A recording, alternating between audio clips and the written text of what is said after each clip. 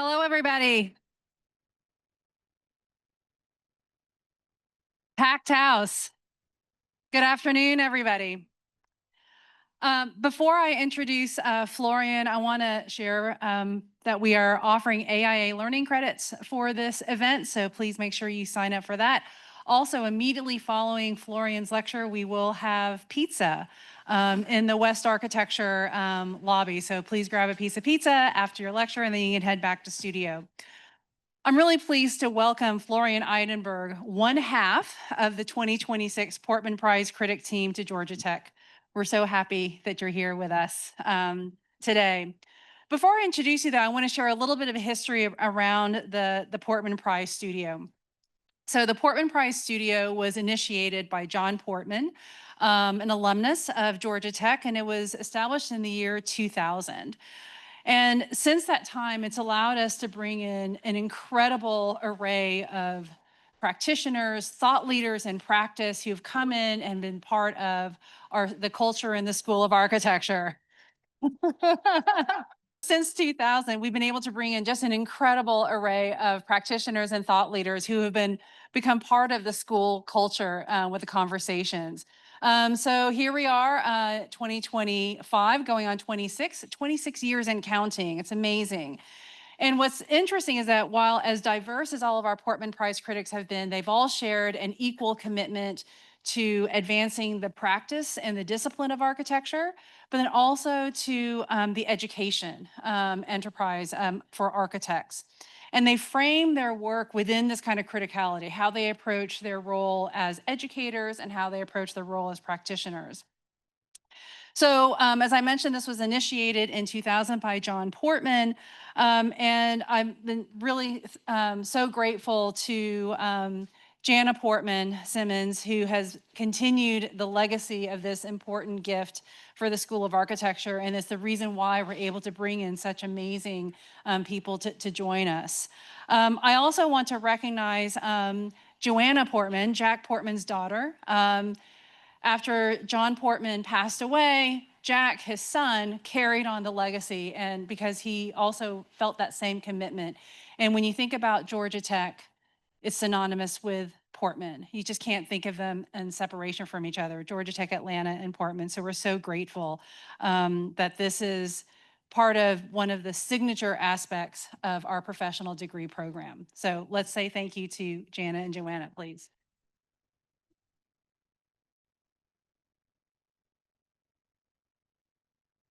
Okay, so Florian Idenburg, he's a partner and co-founder in So Will. This is a partnership that started in 2008. Florian and Jing, they bring an innovative lens to the practice of architecture.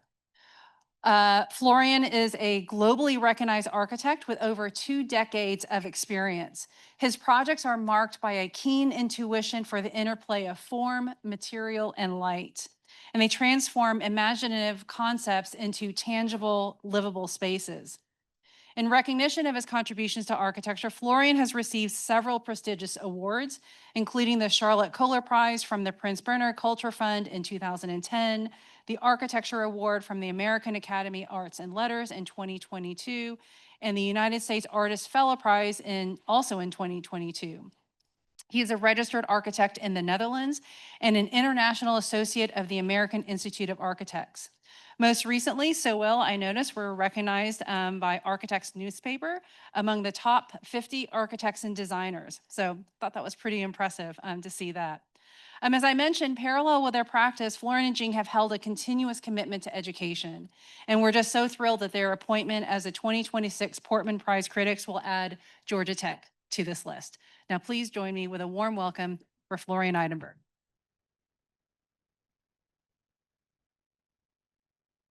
Thank you. Thank you. Thank you for having us here. It's pepperoni pizza, I heard. So that will be afterwards if you guys are willing to bear with me for about an hour, hour and a half. And the AIA points will also follow. Once again, with more feeling, the title that Jig and I came up with for this lecture speaks to, or actually refers to a recent article that Mohammed Sharif, a friend of ours, wrote in the current log, writing about newer brutalism, sort of connecting the work that we've been doing, and I'll show a number of projects in a little bit, connecting it to the Smithsons and this log issue of this it's the summer issue, sort of argues that we are in a new era, a newer brutalism, building on the idea of the Smithsons, the new brutalists that started to look at modernist architecture, but try to transform it and try to move it into a more sort of humane, more socially conscious, and more sensitive place. And so for us, architecture is obviously a discipline of systems, of thinking, of rational planning, of finding ways to, through intelligence and knowledge, sort of further the field and further the discipline. But often we have to ask ourselves, what are we trying to optimize here? What are we trying to make better? What are we trying to improve? And often architects, and increasingly so, the discipline is connected to forms of optimization that might squeeze out other life forms, so maximizing floor area or minimizing the depth of structure to maximize spaces that can be sold or rented. And so inherently in what we learn, and we learn these techniques and we learn these methods, we need to also ask, why are we doing this and who are we doing this for? And if you look at the sort of history of architecture and modern architecture and modernist architecture, there's other aspects within that strand. There's other qualities that exist within this idea of progress that are maybe more fuzzy, more atmospheric, more smoky, more environmental, maybe more intimate, more domestic, hairy, maybe, connected to nature and the environment, rougher with more texture, so to say. And those are the aspects that we are interested in our work, and those are the aspects that we think are part of a discipline and of a field that we should not forget as we move towards progress. And so we've been, from the beginning, thinking very carefully about what is this relationship between us, humans, the inhabitants of this world, in relation to those systems that we design, those organizations that we posit. And so us and these structures, how do we think about it?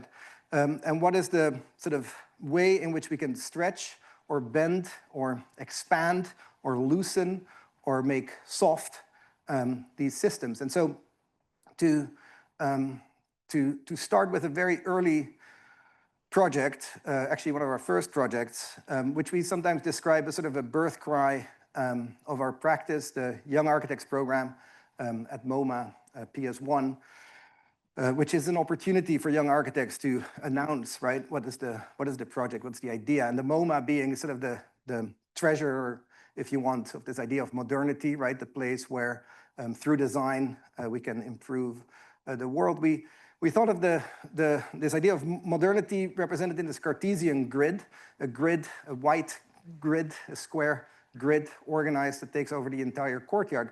But this grid doesn't offer stability. It's actually a weak, pliable grid. It sits on surf mast bases. It's connected through bungee cords. It does span the entirety of the courtyard. It creates a continuous interior. But the grid is populated with animators, with hammocks, balls, pulleys, and other ways that we, the occupants, the users of this world, can start to bring in motion, animate literally these structures around us, and actually test the boundaries of stability, test the moments of collapse, and see where, what can this system hold and what can it accommodate. And so what was interesting and what we learned is that people occupy space in a very free manner, that people started to, that they can be playful in a space, that they start to improvise, that they find ways of occupation, and also that people try to see where does the system actually collapses. Every weekend we got cold because people were literally trying to destroy this environment, which was a metaphor for our world. And so we have been thinking through, where within these systems can we find elasticity and pliability. I'll tell 3 stories today, and the first is about sort of the ability for these systems to stretch and to bend.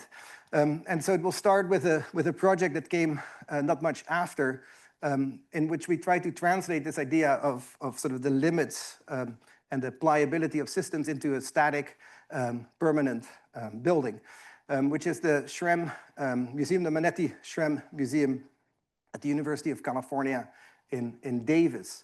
This was a competition. It was design-build competition. We had to respond to a brief, but there was no institute necessarily yet. It was a ground-up museum. And so we started to look, what is the nature of the environment in which this museum will exist? The Central Valley, Davis, just south of Sacramento, a couple of like 40 minutes north of San Francisco. The Central Valley, the place where a lot of the food that we eat is grown. And so the landscape is this flat agricultural landscape with the Sacramento River moving through. It's also the place where a lot of artists move to enjoy the light. Wayne Thiebaud being one of the best known artists in that region, who captured the landscape, who captured the patterns of production, and then the natural environment and the light that shines so clearly in that landscape. Building on a campus, Davis is the ag school within the UC system, where the environment is essential to the experience of the students, right? They learn how to cultivate and work with the land. They learn how to clone sheep.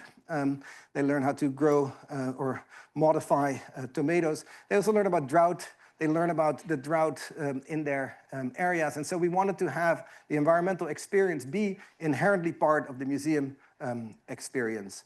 It is a place where not many people go necessarily, where the museum, it was a new museum, so there was no museum yet on campus.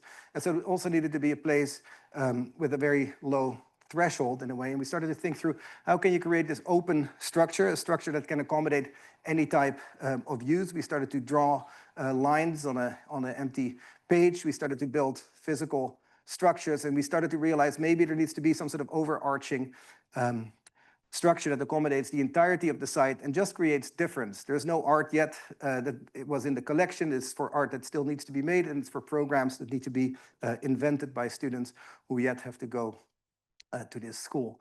And so figuring out a structure that could create mostly variety and difference in order to accommodate any type of program became sort of the underlying idea of this building. And so we decided that there would be this large sort of roof canopy, pliable structure, if you want, channeling the PS1 installation that would cover the entirety of the site and create difference underneath, light, dark, inside, outside, public, private, small, or grand.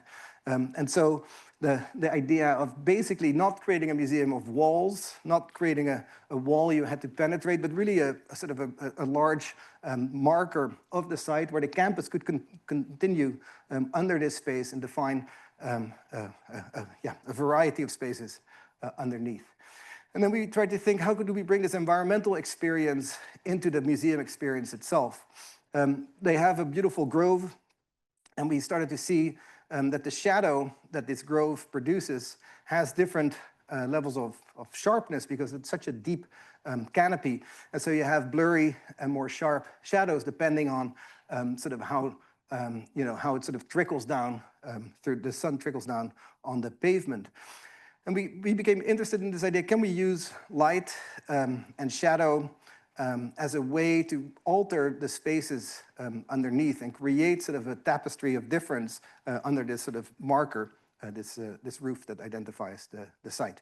We used physical models and digital models mostly to define a series of parameters that allowed for differentiation, the spacing, the orientation, and the openness to create a very specific solution, which ultimately created, rather than a flat perforated sheet, this triangular beams that would span about 30 feet, through which the light would trickle down. And so in orientation, in spacing, and the way we perforated it, it created difference of the shadow patterns underneath. The building itself, quite economical, precast concrete, locally fluted to accommodate the big joints necessary because of earthquakes in the region. They could be hidden by the corrugation of the panels. And then primary steel creating the canopy. And then we fabricated 920 unique pieces of aluminum beams that filled in as a little puzzle could be installed quite expeditiously and quite in a simple sort of method. And you see aluminum coils, they're about 4 feet wide, so the joining of the coils there created this pattern that you'll later also see. So that was all carefully considered in sort of laying out this final design. And so here you see it at the edge of campus. Campus sort of continues under the canopy, and you sort of enter this space, a space that wasn't necessarily in the program, right? There's sort of an additional in-between space between campus and museum that is really rich in texture. You see here the patterning and the way it affects the character underneath. And actually, as the sun moves over, which it does every day, creating 100-degree temperatures, it's filtered and it actually feels significantly cooler underneath, but it also animates this plaza, which is different at every moment in the day. And this idea of this open structure, a structure that can be inhabited and occupied and accommodated in any way desirable, is what really sets this museum apart, and where a lot of things now are happening, not necessarily in the galleries, but actually at those spaces in between. And the canopy also allows for shading, and so we can have much more openness towards the galleries because there's no direct light on these window walls. It's the first LEED Platinum museum, but also actually one that is very much connected to the environment. And this is when it just opened. We're now 10 years in. This landscape has completely grown, and it's really interesting to see how you're sort of in the middle of an environment while being in the galleries. So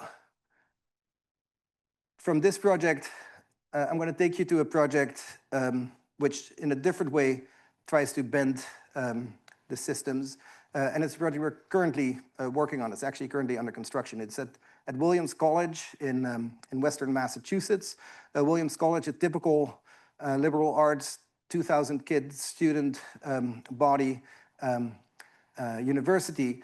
And it has this, typical sort of campus, condition, the typical quads and the typical sort of New England styles of built, somewhere in the 1850s. And what you see here in the middle is Lawrence Hall. It used to be the library, but what you also see is the farms and the agricultural land around it. And so this was the Lawrence Hall as a library turned, eventually it expanded over here and then grew. Charles Moore, he expanded it twice into the Williams Campus Museum of Art. In black and white on the right, you see how Charles Moore was trying to negotiate the institutional with the agricultural site, the sort of barn, plugged into the back of the building. This is all one design, by the way. He designed this at once and built it at once. And what you also see here in the bottom, I don't know if there you go. You see a typical Charles Moore, the ironic columns that don't work. They are cut, and that was one of his tongue-in-cheek. He was a very elaborate and quite funny architect. The museum didn't want to pay for the ironic columns, so he paid for them himself. But as you see in its organization and the way the domestic and the local, the museum needed to change. The arts are really important for Williams. Their arts leadership program is one of the strongest in the country. And so they wanted to make a new first ground-up museum building, and not in the center of the college campus, but really at the edge of campus right here, right where you enter the campus. to signify the importance of the arts within Williams' curriculum, and also really as a bridge, so to say, between the institution, meaning the campus, and the world beyond. Mass MoCA is nearby, the Clark Art Institute is nearby, and this is really an interesting region because there's a lot of arts projects happening, but very few people actually would visit the college. And so bringing it on the edge of campus was a way to signify the importance and to create a link to the landscape beyond, which is this beautiful hilly rolling hills, typical New England landscape, very forested. And this is our site with the roundabout where everybody enters from. And so this idea of on the one hand, the institutional and the old college buildings that are struggling with this sort of topography, and in the meantime, recognizing the vernacular around there that has a much more open and casual relationship with the landscape and a more sort of ad hoc appearance, is one of the ideas that started to influence our thinking for the design. And the other aspect is the environmental again, and like thinking through how do you create sort of spaces that are really truly connected to the landscape. The campus is very much used as a place for teaching.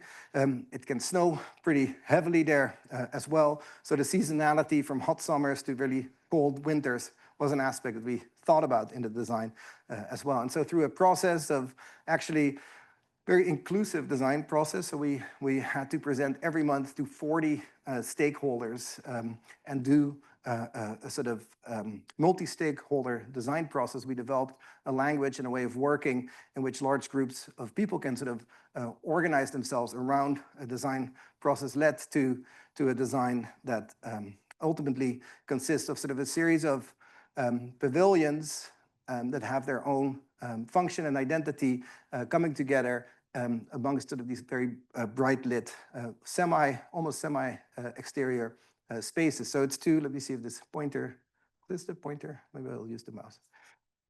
So basically, two gallery pavilions towards the north. Here, education, because arts education is very much part of the program. So classrooms and an object lab, which is basically a gallery where students learn how to curate shows. So this is really a place where people, it's like a practice museum in a way for students. And so here they can show their curriculum. And then gathering space, auditorium, and the students, this came out of the process of this multi-stakeholder design process. The students insisted there would be a cafe. So there's a cafe there as well, and two entrances and a third from campus for the students. We think a lot about how to organize the galleries as well, because galleries is a mechanism in which curators can tell stories. And so especially for a museum where students have to become good narrators and good storytellers, the way you organize the galleries has a very big impact on the way curation would happen. And so rather than thinking of one room to the next, in which you can only have sort of very linear narratives, we organized and grouped the galleries in such a way that there's many different routes that people can move through these galleries, and that throughout the galleries there is always a choice, which means that you as a visitor actually choose the journey through the gallery, and that even curators are maybe forced or have to think about how can you have multiple storylines coexist, how can multiple histories coexist in relationship to one another, rather than a single narrative and a single way of moving through the space. What you also see is a lot of daylight, relationships to the site, and maybe what you see is that we use timber as the main structure. This building had incredibly ambitious sustainability goals. It's ILFI core, which is it goes sort of beyond LEED, and it looks at many different factors. And so we decided very early on to make it out of mass timber, but find a way to use this in a different way. Because because I mean the beauty also of timber is of course that it can continue very easily from the interior to the exterior without sort of complicated bridging or expand because of the thermal the lack of thermal transition that timber has. And so we could make this very generous porch, this overhang that covers through snow and offers shade when it is too sunny. And so timber, of course, there's a lot of evolution happening now in it, and new timber is not sort of the original full, single trees, but in glulam and CLT, they become sort of these large, quite flat, very precise blanks that can be milled in shape. And so for us, it was a first in mass timber. We worked with Fastenep out of Vancouver, and they helped us sort of they educated us, and they told us sort of the system. And this is certainly a system that has a lot of rigidity in it as well. But as we were working with them and we saw sort of how they were moving these large planks and slabs, we said, hey, that's interesting. This starts to, this sort of under its own weight starts to warp and change. And we said, can we play with the inherent sort of flexibility of these, even if they are, 6-inch thick planks at a large scale, under their self-weight, they start to take on and deform. And so we got interested in this and we started to test, this is loud.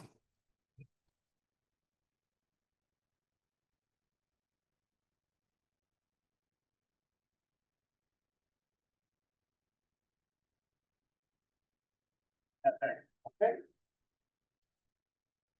So what we did there is we started to test and to see how much does gravity actually change these planks under its own weight? How, without additional energy, without milling, without shaping, can we deform, can we warp these flat planks into double curved surfaces? And through a number of tests, we used that information to feed it into the model, and we changed and adjusted the geometry to create sort of this undulating roof, literally only using gravity and sort of a span to create sort of these deformed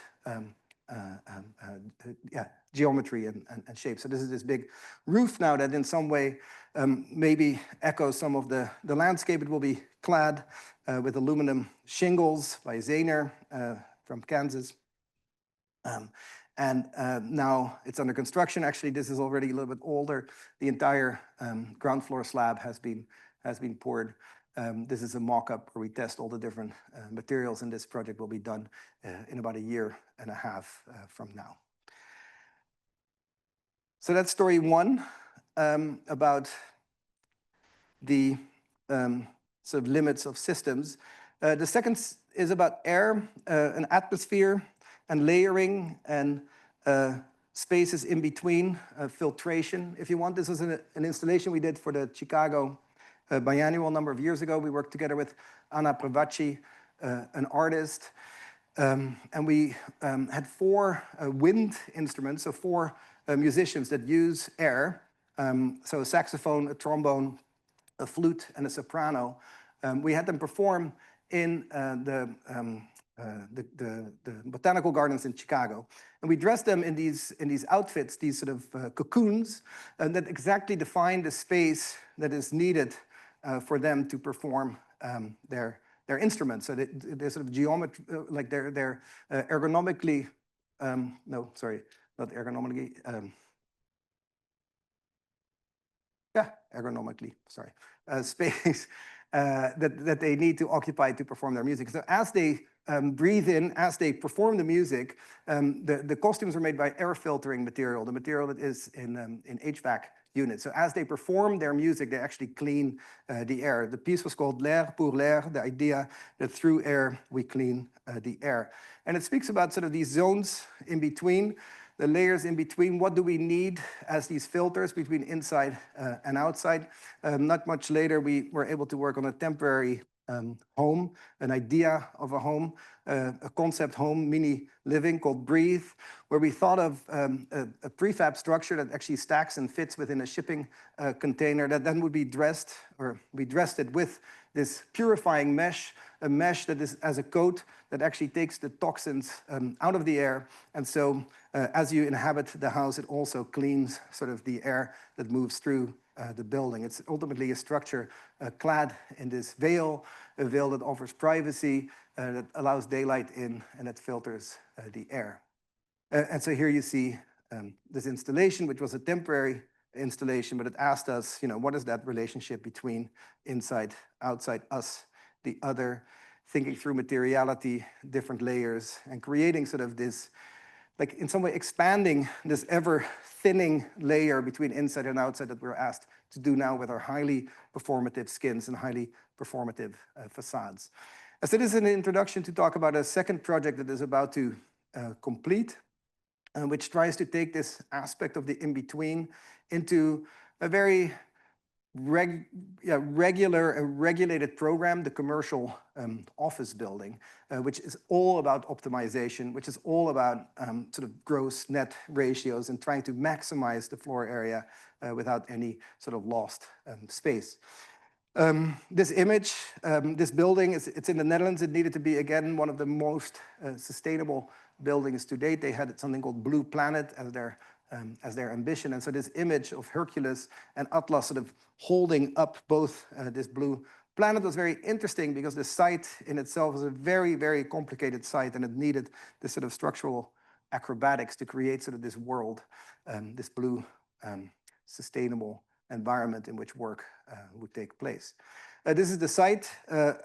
People who have been to Amsterdam know it's a very historic city with its city center sort of in the back. Because of over-tourism and everything, urban life, the people in Amsterdam are actually moving further to the outskirts. And so this area, which used to be sort of the business district in the south, is now becoming one of the main centers with a new high-speed train station to Paris. And over the years, a sort of business district had been forming here, but now it's being densified with housing and other types of programs. And one of the sites, so this stuff, the buildings here, they were all developed sort of between 2000 and 2015. One of these lots, the last lot in the bunch, was left open. And I'll explain later why. But this is in this sort of range of buildings with Vignoli, SOM, MVRDV, OMA, Michael Graves. And so this is the last lot left. This lot was left because basically before they built the station, they had a tram line running there, which you see over here. And so it couldn't be developed. But they did build a big parking garage underneath already.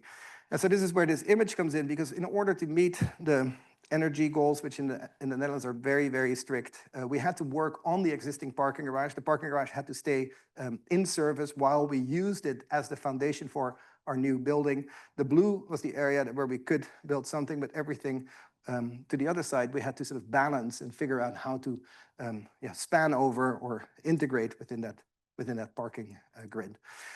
Regulations around daylight gave some sort of massing. The importance of this corner, which I explained maybe before, here with this new civic access, made us play with sort of the volume and create a sort of level of expression. And then we got interested in figuring out how, within these series of sort of rational volumes, we could create a sort of unified volume that created in between spaces. So we needed a large concrete table to negotiate between the parking grid and this mass timber building, 14 floors of mass timber.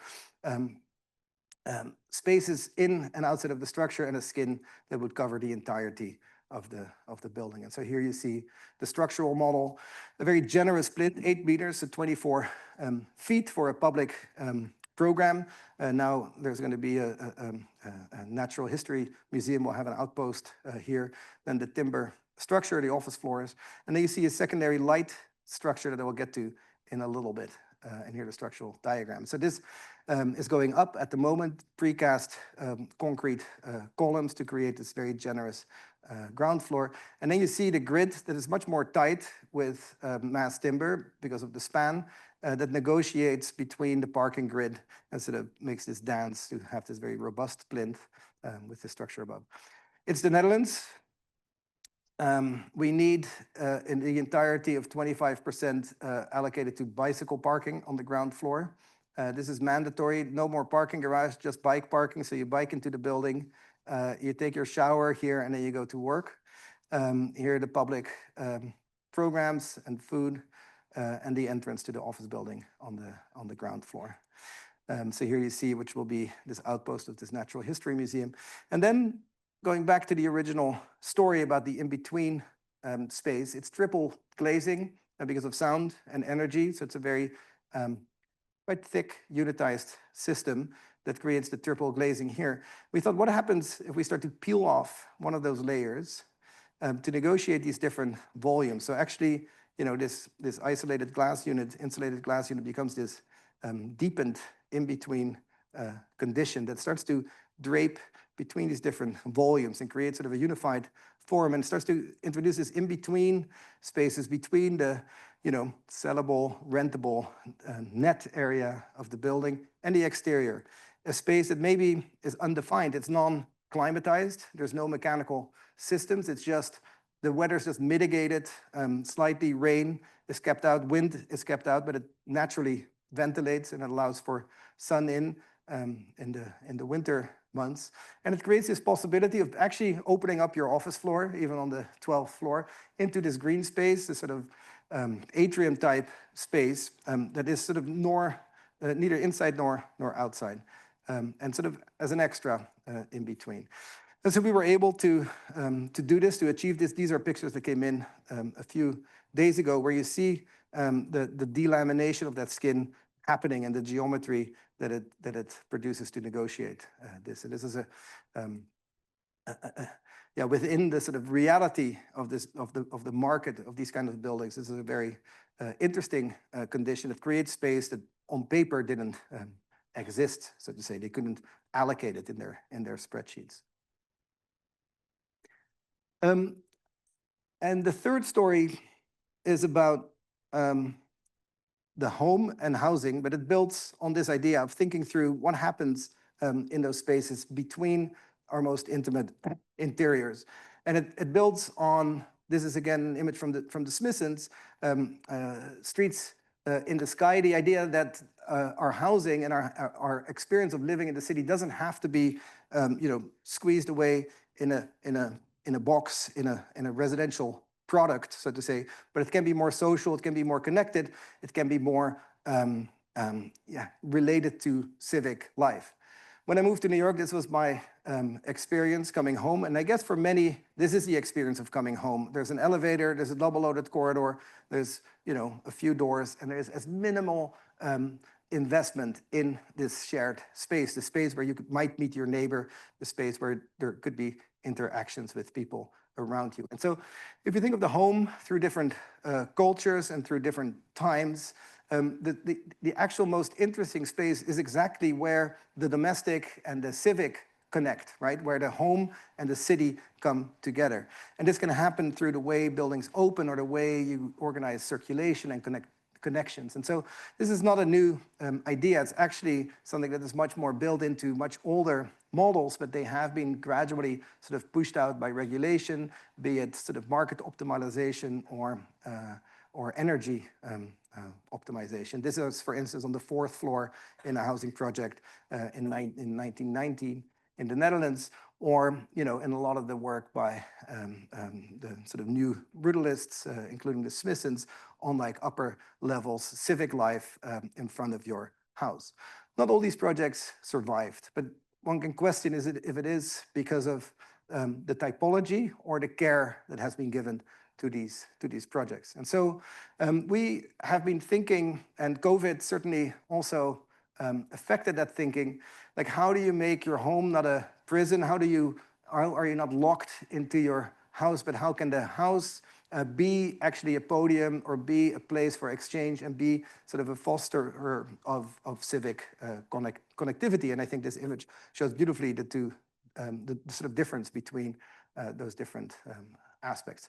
So a first project where we were able to try this is a project we did in Mexico, in León. It's 3 hours north of Mexico City. Mexico has a very large population of people that built their own house. About 50% of the population lives in self-built homes, and specifically a lot of informal housing happens. And so the country has been trying to organize this and find a way towards home ownership in a more organized and legal fashion. And so Infonavit is an initiative by the country to basically offer mortgages to this demographics, but it produces this type of urbanism.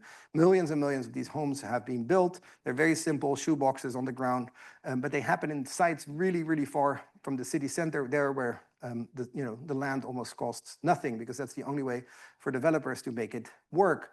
And what this has led to is that it is very hard for cities, because it leads to sprawl, to keep up with these ever-growing and expanding cities. It's very hard to get education there. It's very hard to get trash pickup there. It's very hard to get security there, transportation. And so many of these places actually fail, and they are either being squatted or they're being abandoned or foreclosed. And so there's a whole myriad of these spaces outside of cities in Mexico that sort of have this condition.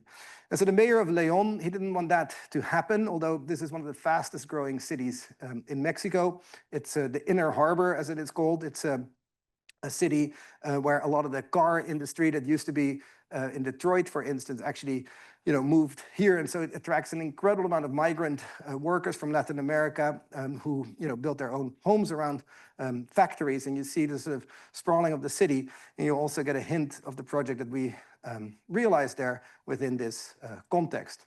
And so we needed to, for the city, for the mayor, he asked, can we build at a higher density, but for a similar price point as the self-built homes? So ultimately, we could spend $40,000 in construction. We had to build 50 homes for $2 million, ground up. And so we did a lot of work with the city, their housing group, which was actually run by architects. We visited a lot of these places. We spoke to a lot of people. We did a number of workshops with all the different stakeholders. And we started to question this idea because the challenge was, how do you create vertical living for a demographic that really enjoys and for the social and living on the ground and with the environment is very much part of the experience. Efficiency and limited cost push towards a scheme like this. A double-loaded corridor, all the units the same, as a little exterior facade as possible, because the exterior is more expensive than the interior. And that's how we achieve efficient living, cost-efficient living. Since there was no money for air conditioning, and since there's a relatively mild climate, cross-ventilation and a courtyard typology became possible. And this creates suddenly a completely different experience of navigating, because you start having this sort of town square situation and social relationships that are that have a little bit more space between the units. And then we developed a methodology of building that allowed for differentiation, sort of mass differentiation, that there's not repetition, repetition, repetition, but that every house is a little bit unique. It's 2 bedrooms and 3 bedrooms, but we wanted to create differences in the plans just to give people a sense of identity and maybe pride in the home that they inhabit. It was on a corner. We wanted to have a strong corner and then sort of have it step down. We worked through a number of iterations. We modeled. This is very much a collaboration with the local housing authority. In a series of workshops, we landed on this plan of 2 courtyards, a central entry for everybody here in a taller courtyard, circulation in the middle, and then you see the walkways, the open walkways, like streets in the sky, indeed, sort of wrapping around the units, and an additional staircase that wraps through and in the building at different floors, at different places, that creates a secondary path to your home. So you can actually choose the way to your house. We also left out some of the units to create social spaces throughout the building as you move up. This design had to happen really, really quickly, and it needed to be very efficient. And so we thought maybe we should make it out of precast concrete panels. One panel system that can sort of create this facade. And yeah, this is sort of the design that came out of those sessions. And then we asked for a mock-up. We always ask for a mock-up. Materiality is important. And so we said, can you guys do a mock-up at the housing authority there? And we waited and nothing happened, and we waited a little bit longer. And I said, guys, we're going to get this mock-up, or what's going to happen? And then they sent us this picture. I said, where's the, and they said, yeah, that's the concrete panel. I said, dude, that's not precast. That's like, what happened? And I said, what do you think of this? They said, do you like this? I'm like, yeah, but we really wanted that thing. Yeah, but this is also good, they said, right? It's like, it's easy. They said, please, can we please do concrete? And they tried it again, and then they sent us this picture. And we're like, okay, what's the deal? And they said, okay, there's one guy in Guadalajara, he's 6 hours away. He has the precast concrete plant. He has the truck, he has the crane. Do you really want to spend the entire construction budget to this one person who's not even in our town? Because it would be about 80% of the budget would go there. He said, everybody can do masonry here. This was built by people who might be living in our building, right? Should we not include them in the process? Should we not think about how we design so that you can include the people that might be benefiting from this place, also benefit from the budgets that are being distribute from the tax money that went into building this building. And that made us think, and we realized, yes, we need to rethink this idea that we had. And we asked, how much can one worker carry, which is 17 kilos per Mexican sort of labor law. And so with a local CMU plant, a small shop, we developed 2 blocks, actually, and they both weigh 17 kilos. One is a base block that creates the base wall. And then there is this sort of low-res hinge, which is this sort of pentagonal shape. There's no equal angle. It's all actually different angles because you saw the weird sort of sinuous geometry of the plan. And so we needed the wall to be able to accommodate those curves. And so we needed something that would act as a hinge, but also have a 90-degree, because the window, we had one window system that would always only fit within that 90-degree. And so we did a mock-up. And this approach actually also very much simplified the construction process, because we didn't really develop drawings. We only developed sort of a rule that after 80 centimeters from the edge of slab, when the mason hits that, he puts in a hinge, he takes the measurement of the window frame, and he starts again. And so in that way, you get a much more natural sort of, you see the hand suddenly of the labor process reflected in the building itself. Nothing is perfectly aligned. There's a little bit of interpretation possible. We did say, start here and there, but within there was like some freedom to sort of, improvise, so to say, because it didn't fundamentally really change the appearance and the character of the place, and it allowed many more people to participate in the construction process. So this opened in 2022. I think it was during COVID, right before maybe 2021. And so very quickly, the social life started to organize itself around this sort of new nexus in the neighborhood. And so a marketplace, it came and it became sort of the place for social gathering. And then the inside actually acts as a more quiet area for circulation. And what was amazing is this idea of the natural stack effect does actually work. You can see through the units, people could open their windows, and there's sort of a constant draft upwards that really creates a sort of natural cooling.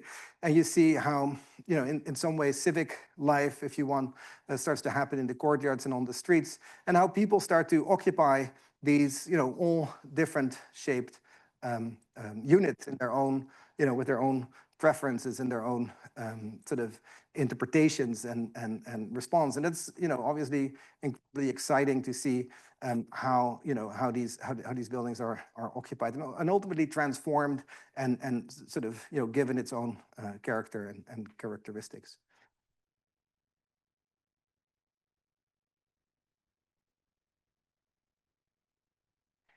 So to end, but I'm still going to show 4 buildings very quickly.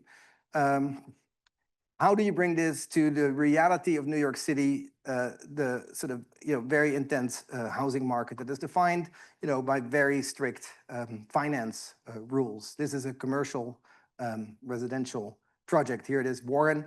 You see Manhattan, you see downtown Brooklyn, you see the brownstone Brooklyn with their sort of courtyards in the middle, and you see the towers in the park of NYCHA housing, all having sort of different relationships, right, with the space around them, and a different relationship to the green in the borough of Brooklyn. And so building on a lot of the things that we have been talking about, we were starting to think, how can you create a residential building that is as connected as possible to the environment? And so one is by introducing as many outdoor rooms as possible within the unit. Second, thinking, how do you create interaction between the various units and collectivity within the building itself? And then how does the building open up to the city and create sort of a porousness towards the city?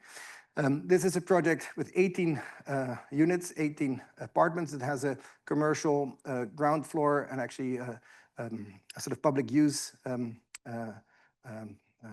area here. It's on a corner, and it maximizes the volume that you can build. And so this is very quickly, but it's important to understand because it really unifies all these projects. Normally, you can build a certain amount of square foot. This is your net FAR that you can sell or rent, right? And the developer tends to maximize the FAR, maximize the buildable floor area that it can sell.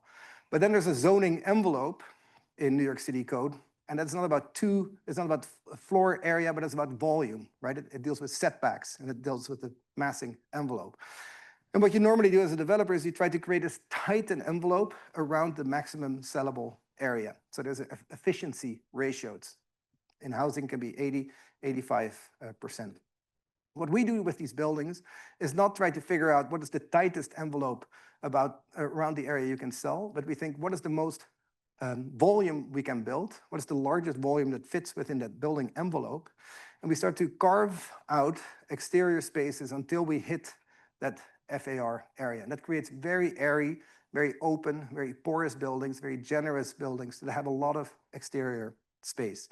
And you'll see here, this first project, 18 units, it has a pretty strong volumetric appearance on the corner, but many of these parts of the building are actually open. They're outside rooms. They're balconies, but we don't treat them as something just jutting out of the unit, but they're really rooms that you can access sometimes from two rooms or with two doors, connecting even separate rooms that act sort of as outside rooms within your unit. They're outside of the FAR. And the other thing that doesn't count into the FAR is exterior circulation. So you remember the double-loaded corridor that everybody hates. What if that journey home becomes one full of joy, full of daylight, full of encounter with your neighbors, connected to the environment, connected to the green? And so what we did is actually not make one building, but in a way 3 buildings that are freestanding, connected through this outside circulation. This also gives all the units multiple orientations. The way in which you connect to the environment is really important. If you have one window looking in one direction, you're never really aware of where you are. But if you can have 3 or even 4 orientations that happens in this building, suddenly you're much more connected to the weather and the environment and the time of the day. And so everything that you see here colored is sort of outside of the FAR, but adds to the quality and the value that sort of people experience being in this place. Every unit has 3 exterior spaces, and these spaces, they are open and defined. You can use them as a front portal or as a room for dining. And then the green is the exterior circulation that brings you to your home. And so when you come in, you don't see a doorman in the lobby, but you see the sort of outside space and a stair that invites you to walk up through the building into this open atrium type corridor space that you see here. That is really incredibly sort of sensorial experience. We were able by stretching this netting over it to avoid any other guardrails or handrails. It's very hard to jump off. We've tested it many times. It's very safe. Actually, Thomas Hedderwick's staircase, people came to test this and ultimately used it to secure the big Hudson Yards Thomas Hedderwick's stair. And so it is something that is a completely different experience of journeying home. It's adventurous. You meet your neighbors. You encounter a number of outside shared green spaces. And here you see some of these exterior rooms accessed through in the kitchen and the living room. And you start seeing life taking over. You see domestic life spilling out into those spaces. On the 4th floor, you can put your dog in the sun, or now with Halloween, the entire atrium is one big spider web, basically. So this project we did with these 2 young guys, Sam and Seba, one an architect who used to work for Foster's for a number of years, the other the son of Tom Main. And so it's important to recognize that this is only possible with people who appreciate and understand that architecture and housing is more than a spreadsheet. And so with them, we have been able to continue this journey. Ninth Chapel, a little bit of a different site, a corner site, close to the Brooklyn and Manhattan Bridge with views to Manhattan. We didn't want to create a sort of standard loft-like situation, but something that oriented in multiple directions. It's circulation again on the perimeter, a lot of balconies, a lot of exterior space. And in some way, this is super inefficient, so to say, this building, because it has as much exterior space as it has interior space. But those exterior spaces are the ones that really give, value to the experience of living here. And this is non-quantifiable value, but it is something that people do experience, being in these buildings. It slightly floats. You enter sort of from below, and then the plan, you come in. So all exterior walkways here that really start to act as front porches for these units, and then balconies to the south, sometimes connecting, different rooms within the unit, and different orientations, cross ventilation possible, and it's 14 floors. Or 12 floors. We had this very elaborate unit mix. So there's every floor is different as well, and so it attracts a wide variety of people, and it allows basically to really find sort of the unit that sort of fits you best, from penthouses to maisonettes to single bedroom units throughout. And so we think that this idea, and you see a little bit of the materiality, borrowing from what we learned in Mexico with its materiality, sort of an inner skin and an outer skin, creating this sort of luminous quality of the building. And so I think this approach is malleable and is something we continue to work on and develop. And so one that we just completed in a different material, in a different site, again, a corner, but in a very different urban context, with a very busy Myrtle Street in Brooklyn and a more domestic Vanderbilt Avenue, negotiating between different zoning envelopes, tries to create this sort of strong presence on the corner. Here we worked with, is that slide? Yeah. With, again, a great variety of different units, really a puzzle piece, 28 units, 21 different floor plans. And so in that, and not necessarily making the, Habitat making the individual unit expressive, but more the collective expression, so to say, of the units, sort of be the character of the building. We work with precast structure, so that allows for, after the poured in place concrete structure goes up, a very relatively quick assembly. It's true that the guys from the precast company said, well, the only reason to do this is because you can do a lot of repetition. There's very little repetition, as you can see, but it's also it was very exciting to work with Gates, concrete precasters here in the South, in sort of developing a system that allowed for mass customization of these panels.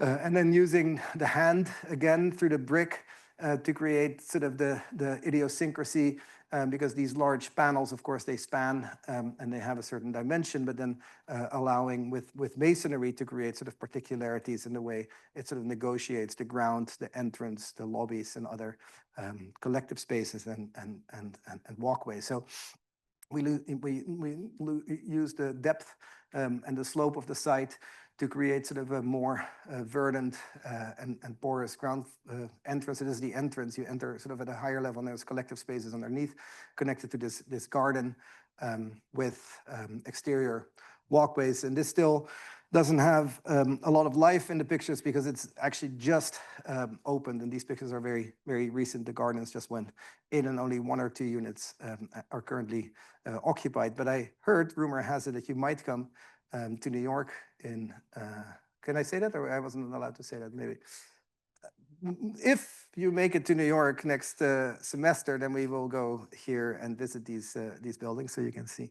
And you'll see this building, the last one, which is a rental and 27% affordable project. So what can we learn from these projects, which are market rate projects, for to scale up and to move into the space also of affordability? Housing is, of course, a big, the housing cost is a big issue in New York City.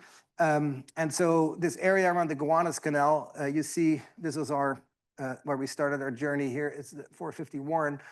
This is the Gowanus Canal. The canal used to be very polluted, used to have a lot of industry. You see sort of these, low-rise industrial buildings around it, and you still see some of the pollution and the cleaning that is happening now.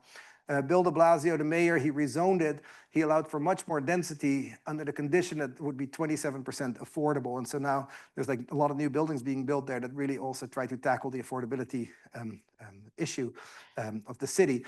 And so the site that we're working on has 170 units, 27% affordable. And so this is a very different math problem. If you think of it from a cost point of view, all these buildings need to work, right? They need to work within the spreadsheet and the cost calculations of the people behind it. And so what can we bring from these qualities of multiple orientations of having, outside space into a building that operates under a completely different financial sort of mandate. And so what we did very early on is actually rotate the grid slightly, well, actually quite a bit, 30 degrees. But this immediately baked into the plan the fact that there would always be two orientations in every unit. And it was very hard to change it afterwards when we had to cut cost because we were already too far down the process. And this basically produced substantially more facade area. And because of that, substantially more orientation and substantially more touch, like surface area that touches the exterior. And through setbacks and sort of playing with it, we created balconies and outside spaces with a lot of units. And the units that didn't have their own balcony, they have a French sort of balcony, so the door that can open and so that you can still feel this relationship to the exterior, even in the studio apartments. And through strategic openings and porosity, there's like air moving through that will create sort of this natural cooling. And many of the lower units sort of in the first 6 floors, they have exterior circulation around a garden as well. And so to say is that the lessons that we were trying to start with in Mexico in really migrant housing that then we took to sort of the high-end market of New York now is finding its way into sort of affordability back into the city in these larger collective buildings. These are pictures of last week. Here you see the facade mock-up, and this is where I leave you. This is our team. We believe in diverse voices. We have people from all over the world work with us. Jing and I think that most innovation happens when you don't understand each other, but find a way to figure it out. So thank you.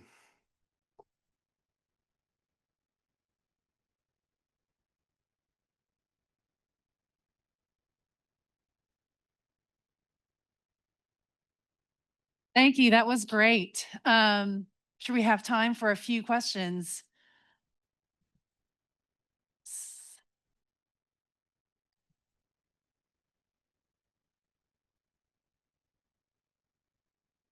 Thank you. Hi, thank you for the lecture. It was amazing. I have a question about the relationship between design and fabrication and the people designing and the people fabricating. Can you talk more about how you curate those relationships or why you should? We have had the fortune of working in many different contexts and climates. And we very early on in the design process start to think about sort of how building is a culture, right? Making buildings is a culture. And so the built environment is much more informed by labor practices, by material practices, by like the history of building than by what an architect can do, if you know what I mean. Like, and so for us, it's very important to really understand sort of what is the way in which things are being created and what is sort of prevalent methodologies. And so very early on in the process, we start to think about materials and not just think about materials, but actually touch materials, get some materials in the office, figure out who has worked with those materials, start talking to those people, try to understand why do things work, how do they work, what makes things expensive, what are cost drivers, how do they prefer to work, and understanding what governs basically our material order. So I think it's essential, and I think what we try to show, and we learn, right? I mean, in Mexico we learned that was a lesson. We had an idea that we said we want this, but then it's like, no, this is the way it works here, and so you adjust. And so I think we never start with some sort of preconceived notion. We trust the process a lot, and we trust and we respect, I think, the people that understand these materials better than us. And so that's very essential to the way we work.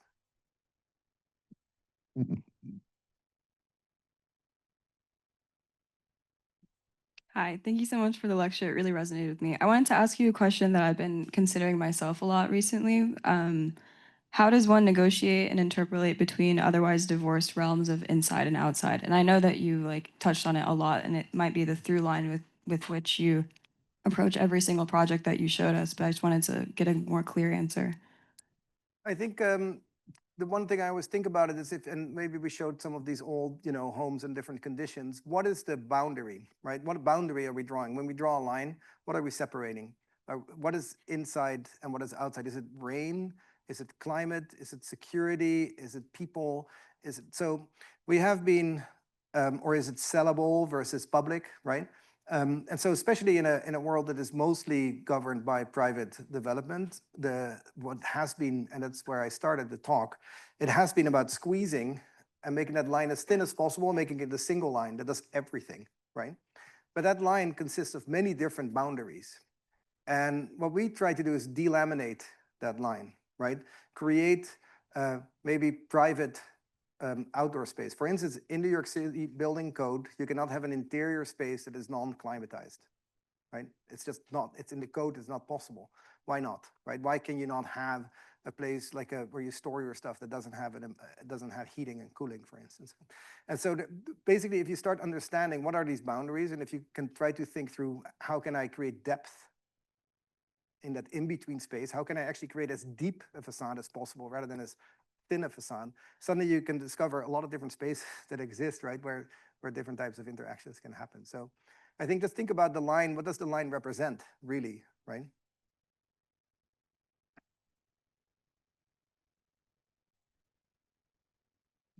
Hey there, thank you for your presentation. So how do you market and sell these intangibles, having more exterior facade and interactions with interior and outerior? Like, how do you market that in a world that is so it's all about efficiency?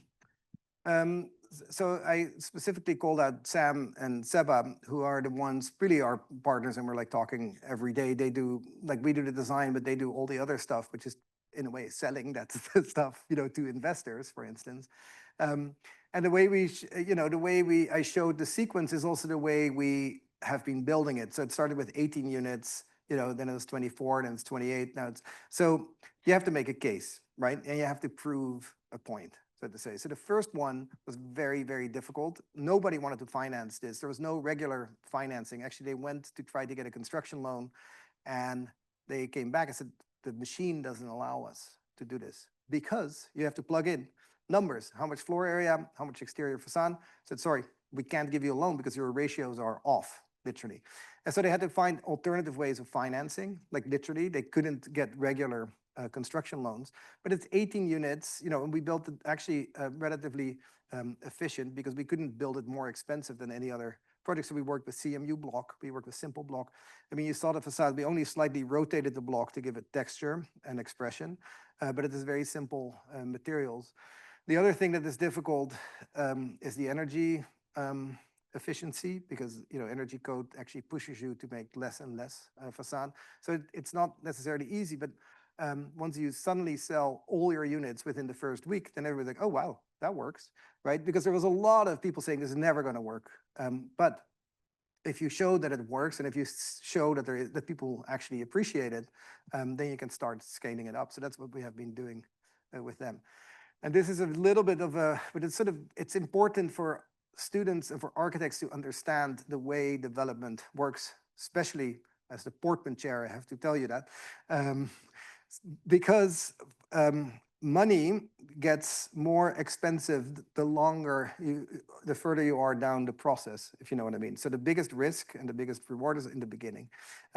But so if you have a building that doesn't sell very quickly, and you have all these loans, a building starts to become very expensive. But if you can sell it in the first week, right, you don't have to pay all, you save a lot of money on the interest payment, for instance. And so the way they have been able to prove their point is by the expediency of the sales is one of them, because people love to live in these buildings. And so maybe your gross and net area is off, but you're showing a different value proposition that works, differently for them. Yeah.